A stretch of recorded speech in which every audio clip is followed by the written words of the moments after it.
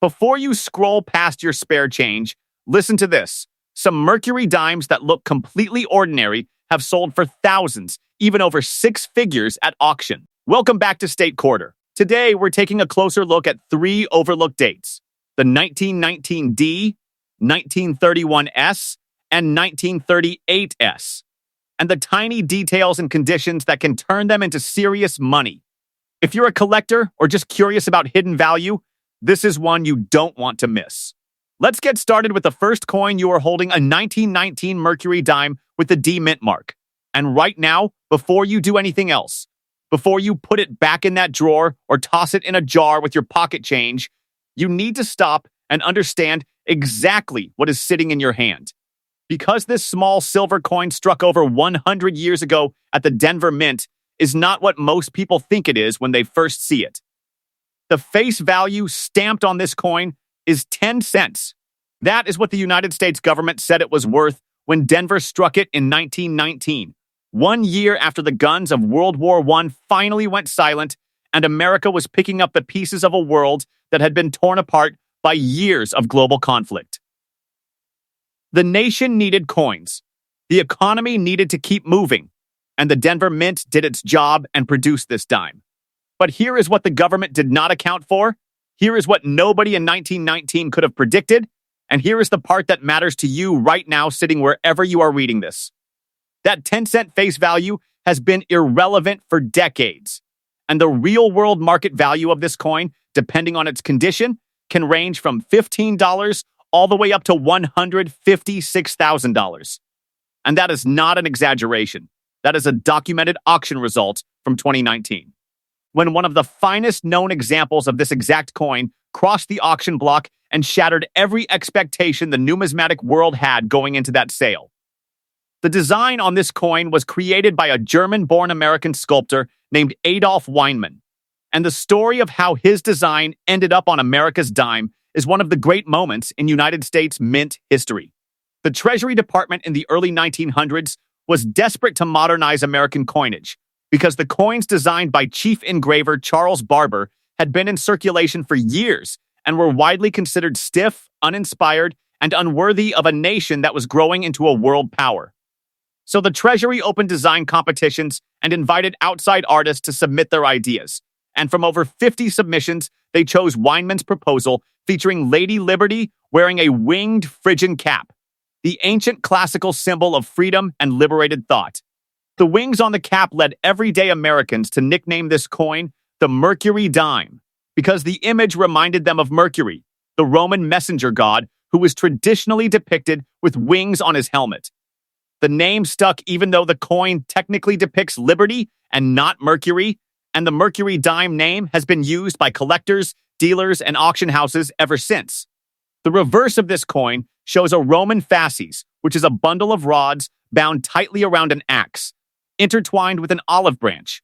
The fasces symbolizing unity and collective strength, while the olive branch represents peace, together forming one of the most artistically balanced reverse designs ever placed on an American coin. Every element of this coin was intentional, every detail was deliberate, and Weinman poured genuine artistic vision into a piece that was going to be handled by tens of millions of ordinary Americans going about their daily lives in the early 20th century. Now, the Denver mint mark on this coin, that small letter D on the reverse above the fasces, is what separates this particular 1919 Mercury Dime from the more common Philadelphia issue and puts it in a completely different category of collector value. Philadelphia struck over 35 million Mercury Dimes in 1919, flooding the market with coins that survived in relatively large numbers across all grade levels. Denver did not have that kind of output, and the 1919D has a mintage profile that created a genuine condition rarity, meaning that while examples in worn grades are findable, examples in truly pristine, uncirculated condition are extraordinarily scarce, and the prices they command reflect that. Scarcity with brutal clarity. In a good grade, which means the coin is heavily worn but still clearly identifiable with the date and major design elements legible, the 1919 D Mercury Dime is worth roughly $10 to $15, already sitting well above its silver melt value and reflecting the age and collector interest in. This piece, in fine condition, where more detail is visible and the coin shows moderate wear across the high points, values move into the $25 to $40 range. Very fine condition, which is the sweet spot for a lot of circulated coins where significant detail is still sharp and the coin presents well, brings $60 to $80 for the 1919D. Push into extremely fine territory where only the very highest points show any wear at all and the rest of the design is sharp and bold, and you are looking at values in the range of $100 to $150. About uncirculated examples, where traces of original mint luster are still visible under the light and only the slightest friction marks touch the highest relief points, regularly sell for $200 to $350 depending on eye appeal and the specific buyer. Then comes the mint state world, and this is where the 1919D separates itself from the pack completely. An MS-63 example of this coin, which is uncirculated but shows some contact marks or minor abrasions from post-strike handling in the mint bags, is worth approximately $400 to $600. MS-64 moves into the $800 to $1,200 range. MS-65, which is a gem-quality uncirculated coin with strong luster, sharp strike, and only minimal marks, is valued at roughly $3,000 to $6,000 depending on the specific coin and the market conditions at the time of sale. And then you reach the single most important designation in the entire Mercury Dime collecting world, the designation that transforms these coins from valuable collectibles into life-changing assets at the top of the grade scale. And that designation is full bands. Full bands means that the horizontal bands crossing the center of the fasces on the reverse of the coin are completely and clearly separated from each other, showing sharp, distinct lines with no merging, no weakness, and no softness anywhere across the bands when examined under magnification. The Denver Mint in 1919 produced coins with inconsistent striking pressure, and fully separated bands on the 1919D are so rarely encountered that even finding one certified by PCGs or NGC is a significant event in the collecting community. An MS-65 full band 1919D is worth $15,000 to $35,000.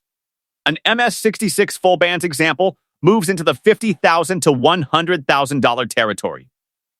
The finest certified examples of the 1919D Mercury Dime have sold for $156,000 at auction, a documented result that placed this coin among the most valuable Mercury Dimes of the entire series and reminded every collector who thought they knew this market that condition rarity is the most powerful force in numismatic pricing. The error varieties on the 1919D add another entire dimension to the collecting story around this coin. The broader 1919 Mercury Dime family is famous for the 1919 Philadelphia Double Die Obverse, cataloged as Fs101 in the Thieves Stanton reference, which shows extreme doubling on the obverse motto, "In God We Trust," most visibly on the letters G, O, and D in the word God, and on the letters R, U, and S in the word trust. This doubling is a Class 1 double die variety created when the obverse die was impressed by working hubs with different spacings between the letters, and the variety was known to collectors but remained relatively obscure until around 2015 when major grading services began widely recognizing and attributing examples, causing a surge in demand and values for confirmed specimens. Only around 10 examples were known when the variety was first widely publicized, making any confirmed 1919 DUFS 101 an extreme rarity worth thousands of dollars regardless of grade. Beyond the double die, the 1919D is also watched closely for repunched mint mark varieties, where the D mint mark shows evidence of having been punched into the working die more than once, leaving ghost images or slight doubling of the mint mark itself visible under magnification. A confirmed RPM on a 1919D adds meaningful premium at any grade level. Off-center strikes on this coin, where misalignment of the coin blank in the striking collar produced a design shifted away from center with a crescent of blank planche visible on one or more sides, can sell for $100 to several $100 purely as error collectibles, regardless of the grade of the design detail that is present. Clipped planche errors, where the coin blank was punched from the silver strip in an area overlapping a previously punched hole, Create coins with a curved bite missing from the edge, and these pieces bring $50 to $200 depending on the size and visual drama of the clip. Die cracks running through the design, small raised lines on the coin surface created by fractures in the die metal itself, are also sought by variety collectors and add modest but real premiums to any example that shows them prominently. The silver composition of this coin is 90% silver and 10% copper, with a total weight of 2.5 grams, and at current silver market prices, the melt value of any 1919 D Mercury Dime in any condition is roughly $3 to $4, making that number the absolute bottom floor below which this coin will never trade, regardless of how worn or damaged it might be. Everything above that melt floor is pure collector premium, and the spread between $3 of silver and $156,000 of collector value on the finest examples is the most compelling argument you will ever hear for why studying these old coins carefully before selling or dismissing them is one of the smartest financial habits any American can develop. If you are holding a 1919 D Mercury Dime right now and you have not looked at it under a loupe, you have not examined those reverse fasces bands under direct light, and you have not submitted it to PCGs or NGC for professional grading and attribution, then you genuinely do not know what you have. Get that done before the next coin, because what is coming next involves the Great Depression, a 2-year mint shutdown, and an auction result that turned the entire coin collecting world upside down. Next up, you are looking at a 1931 S Mercury Dime, and the S mint mark on this coin stands for San Francisco, and that single letter combined with the date 1931 tells a story that goes far beyond numismatics and reaches into one of the most painful and defining periods in all of American history, the Great Depression. Understanding what this coin is worth today requires understanding what America was going through when it was made, because the economic conditions of 1931 shaped the survival rate of this coin, determined how many examples made it through the next 90 years in anything resembling good condition, and ultimately created the scarcity that drives the extraordinary values collectors and investors pay for top-grade examples today. The face value of this coin is 10 cents. That face value in 1931 was meaningful in ways that people today struggle to fully appreciate, because 10 cents in the depths of the Great Depression was not pocket change. It was a resource. It was something families held on to and spent carefully because the economic collapse that began with the stock market crash of October 1929 had wiped out roughly $30 billion in national wealth and left millions of Americans scrambling for every cent they could find. The San Francisco Mint struck 1,800,000 of these dimes in 1931. And that mintage number already tells you something important about the state of the American economy at the time. Production of Mercury Dimes had plummeted by 67% from 1929 to 1930, and then dropped by another 47% from 1930 to 1931, because demand for new coinage had cratered along with every other sector of the economy. People were not spending money freely, they were hoarding coins, wearing them down through heavy circulation because the alternatives were unthinkable. And then after striking these 1931 dimes at 3 facilities, including San Francisco, the United States Mint stopped producing dimes entirely for 1932 and 1933. 2 full years of zero dime production. No Mercury Dimes were struck anywhere in America during those 2 years, which means the 1931 S is not just a scarce coin, it is the final chapter of the first great era of Mercury Dime coinage before a production blackout that lasted until 1934. If anyone ever tries to sell you a 1932 or 1933 Mercury Dime, those coins do not exist in genuine form and are counterfeits, period. The 1931 S is the last of its kind from that era, and the market treats it accordingly. In worn circulated condition, the 1931 S Mercury Dime is already a meaningful coin worth real money. A good grade heavily worn example brings roughly $6 to $12. Fine condition moves to $15 to $25. Very fine sits at $30 to $50. Extremely fine examples are worth $60 to $90, depending on the specific coin and current silver prices. About uncirculated pieces with visible luster traces and minimal friction sell for $75 to $150 at reputable dealers and coin shows across the country. These are solid numbers for any coin that started life as a 10-cent piece, but the real story of the 1931S is in the mint state grades, where condition rarity drives values to levels that would seem impossible if the auction records did not exist to prove them. An MS-63 example is worth approximately $250 to $400. MS-64 climbs to $450 to $750. MS-65 moves into the $1,000 to $2,000 range for a clean gem uncirculated example. And then you reach the full bands designation, and the 1931S transforms into one of the most aggressively collected and fiercely competed over coins in the entire Mercury Dime series. Full bands on a Mercury Dime means the three horizontal bands crossing the fasces on the reverse are completely separated and sharply defined, with no merging, no bridging, no weakness anywhere across the band area when examined under magnification. This designation matters on every Mercury Dime date, but it matters more on the 1931S than on almost any other coin in the series, because the 1931S is specifically known as the scarcest of the three 1931 mint varieties when seeking full bands examples. Despite having a higher mintage than the 1931 Denver issue, the 1931S shows up with full bands designation far less frequently than either the Philadelphia or Denver coins, because the San Francisco Mint throughout the Mercury Dime era had a persistent tendency towards softer strikes that failed to fully develop the central band details on the reverse. Full bands examples from San Francisco are chronically underrepresented in certified populations across nearly every date in the series, and the 1931S is one of the most extreme examples of this pattern.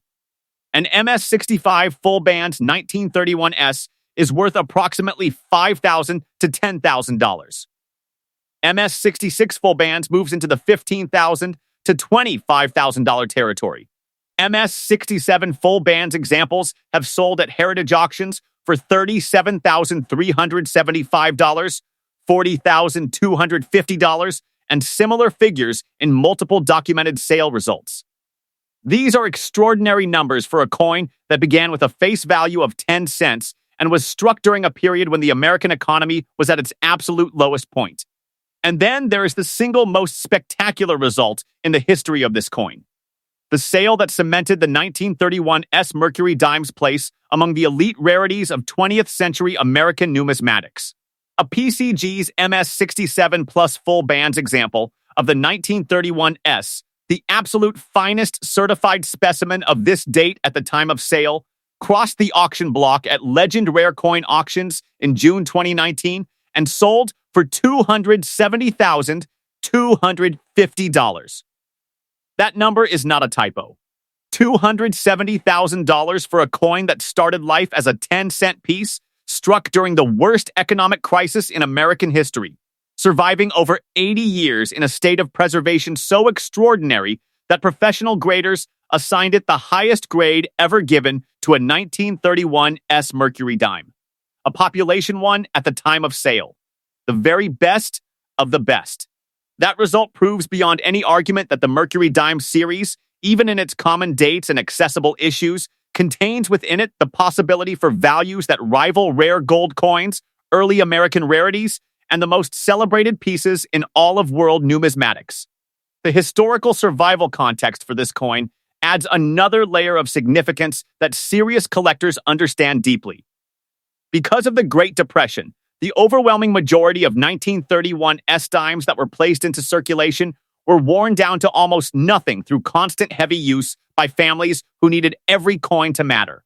The estimated total surviving population across all grades is roughly 10,000 examples, and that number represents coins in every condition from barely identifiable scraps of silver all the way up to the population 1 MS-67 plus full band specimen that sold for over $250,000.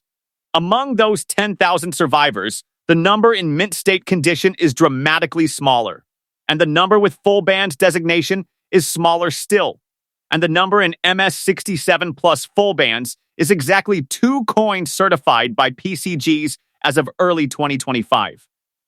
2 coins in the entire world at that grade level. That is the population you are competing against when you try to acquire the finest example of this issue, which is why the prices escalate to the levels they do when these coins appear at auction. The collector demand for registry-set quality Mercury Dimes is intense. The pools of capital available to top-tier collectors are substantial, and when a Population 1 or Population 2 coin comes up for sale, the bidding reflects that intensity without compromise. Regarding error varieties and special die issues on the 1931S, the coin is not known for dramatic major varieties the way some earlier Mercury Dimes are, but any example showing a repunched S mint mark, where the San Francisco mint mark was punched into the working die more than once, leaving a shadow or doubled image of the S visible under magnification, carries a meaningful premium above standard pricing at any grade level. Die cracks and die breaks on the 1931S are documented and collected by variety specialists, as the worn dies used during Depression-era production were sometimes pushed beyond their normal service life because replacement die costs were a concern during budget cuts. Any prominent die crack running through major design elements on a 1931S is worth noting and researching. Lamination errors where impurities in the silver-copper alloy cause the coin's surface to show peeling or flaking are known and add collector interest. The silver content of this coin is 90% silver and 10% copper, with a total weight of 2.5 grams, giving it a melt value of roughly $3 to $4 at current silver prices, meaning the premium above melt on even the most modest circulated example is already significant, and on the finest mint-state full bands pieces, the premium above melt is measured in the hundreds of thousands of dollars. Every single 1931S Mercury Dime that exists is worth more than 10 cents. Most are worth more than their silver weight, and the best ones are worth more than many people's houses. Stay with this series because the final coin coming up did something in 2019 that no coin collector anywhere on Earth predicted, and the number it sold for will change forever how you think about the word common. Next up, the 1938 S Mercury Dime is the coin that broke the entire numismatic world. In 2019, and reminded every single collector, dealer, investor, and casual coin holder on the planet that the word common in coin collecting is always and forever relative to condition. Because a coin that you can buy in average worn condition for $3, a coin with a face value of 10 cents, a coin described in basic coin books as a common date accessible to beginning collectors on a budget. That exact coin in the right state of preservation sold at auction for $364,250. $364,000. That is the real story of the 1938 S Mercury Dime, and if you have one somewhere in your possession, you need to understand every single thing about this coin before you decide what it is worth and what to do with it. The San Francisco Mint struck 8,090,000 of these dimes in 1938, which is a substantial mintage by any measure, and the primary reason why this coin is classified as common in standard references. 8 million coins sounds like plenty, and in circulated grades where most of those 8 million pieces ended up after decades of pocket-to-pocket, register-to-register, hand-to-hand commerce, the 1938S is genuinely plentiful and inexpensive. But mintage numbers only tell you how many were made. They tell you absolutely nothing about how many survived in perfect, uncirculated condition with every design element struck up sharp and full. And that distinction is where the entire financial story of this coin lives. The year 1938 was itself a fascinating moment in American history. The country was still working its way out of the shadow of the Great Depression. The New Deal programs of Franklin Roosevelt had been running for years and had begun to stabilize the economy, and American silver coinage was moving through a period of relative normalcy after the dramatic low mintages of the early 1930s. Lady Liberty, on the obverse of this coin, wears her winged Phrygian cap, Adolph Weinman's iconic design that had been on American dimes since 1916 and would remain there until 1945, when Franklin Roosevelt's portrait replaced it following his death.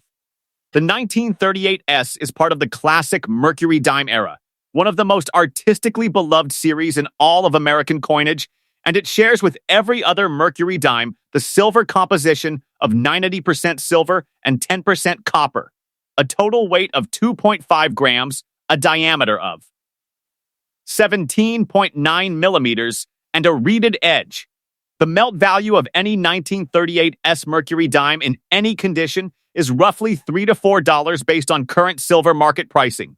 And that $3 to $4 is the absolute floor below which this coin will never fall as long as silver retains any market value at all. Now here is the complete value picture across every grade level so you know exactly where your coin sits. In average circulated condition, a 1938 S Mercury Dime is worth roughly $3 to $18 depending on how much wear it shows. Fine condition brings $8 to $15. Very fine sits at $12 to $20. Extremely fine brings $20 to $35. About uncirculated examples with visible luster traces sell for $30 to $50.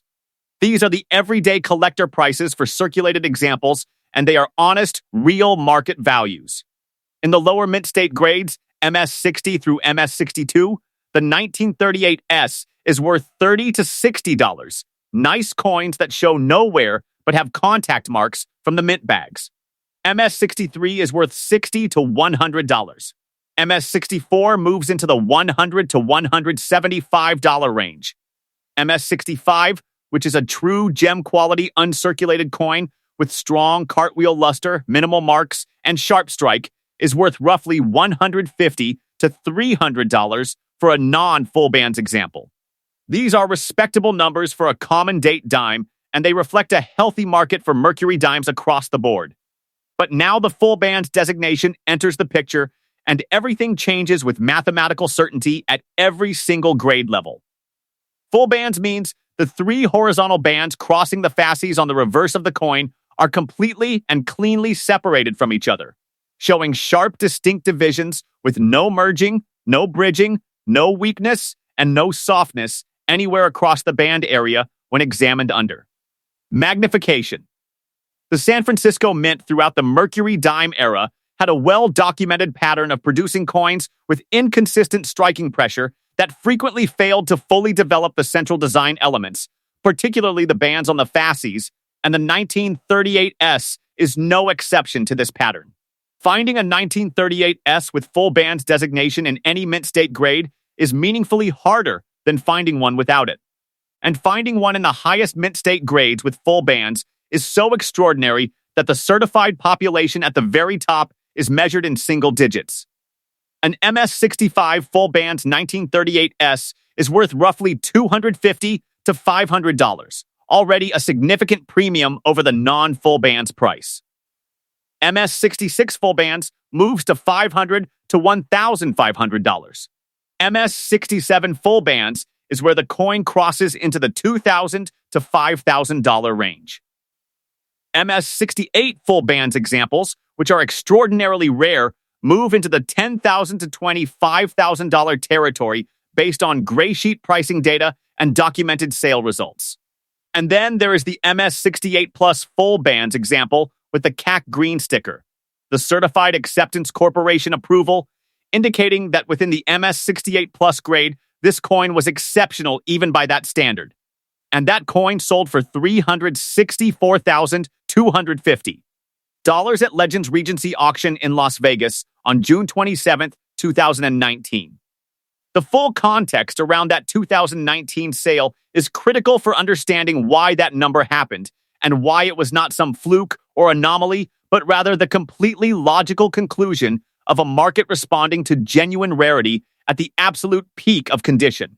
The auction house estimated the coin would bring $10,000 to $12,500, which was already a strong price for a 1938 S Mercury Dime by any historical standard. What happened instead was a bidding war driven by registry set collectors who understood that this coin was the single finest certified example of this date in existence. A population 1 specimen at the highest grade ever assigned to a 1938 S Mercury Dime. And that such opportunities do not come up often, do not come up predictably. And when they do, the collector who walks away without it may wait a decade or longer before another comparable example surfaces. The coin was rainbow-toned, showing the natural multicolor iridescence that develops on silver coins held in original condition over many decades. a quality that PCGs and the collecting community reward with additional eye appeal premiums on top of the technical grade.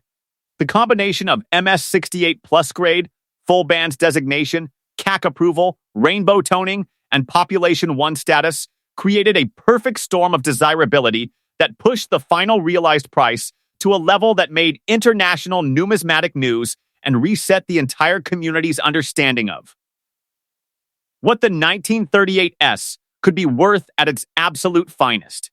The era variety landscape on the 1938S adds additional collecting dimensions for those interested in going beyond standard date and mint mark collecting. The most commonly encountered error type on 1938 Mercury Dimes is the double die variety, where the working die was accidentally engraved with a doubled image during the hubbing process, transferring that doubling onto the coin during striking. Any 1938S showing visible doubling on the obverse design elements, particularly on the date numerals, the word Liberty on the headband, the motto In God We Trust, or Lady Liberty's facial features, should be examined carefully under magnification and submitted to a professional grading service for attribution and certification.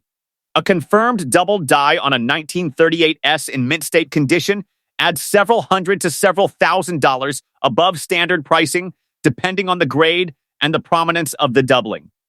Struck-off centerpieces where misalignment between the coin blank and the striking collar produced a design visibly shifted away from center with a blank crescent of planchet visible on one or more sides are known, and sell for $100 to $300 in circulated grades purely as error collectibles. Clipped planchet errors where the coin blank was punched from the silver strip in an area overlapping a previous punch hole produce pieces with a curved or straight bite missing from the edge, and these bring $50 to $200 depending on clip size and visual impact. Die cracks and die breaks running through major design elements are documented and collected by specialists in Mercury Dime die varieties. The proof version of the 1938 Mercury Dime, struck at Philadelphia specifically for sale to collectors, is a separate and entirely distinct coin from the circulation strike 1938S, but deserves mention because it represents another dimension of 1938 Mercury Dime collecting. Only 8,728 proof examples were struck, making them scarce collector coins from birth. A proof 1938 Mercury Dime, graded PR 69 by NGC, sold for $32,200 at Heritage Auctions in February 2005. And lower grade proof examples in PR 64 to PR 67 range from $210 to $920, with exceptional cameo contrast examples essentially non-existent and extraordinarily valuable if genuine examples are ever confirmed. The silver melt value floor, the circulated collector values, the uncirculated premiums, the full bands multipliers, the error variety premiums, the proof versions, and the absolute auction ceiling of $364,000 altogether form a complete picture of a coin that operates at every level of the numismatic market simultaneously, from the beginner buying their first Mercury Dime set to the world-class registry collector spending the equivalent of a luxury home purchase on a single 10-cent piece. The 1938 S Mercury Dime is proof that greatness in coin collecting is never about what a coin is supposed to be worth on paper. It is always, entirely, and completely about what condition it survived in and who wants it badly enough to pay for that survival. Thanks for watching and happy collecting.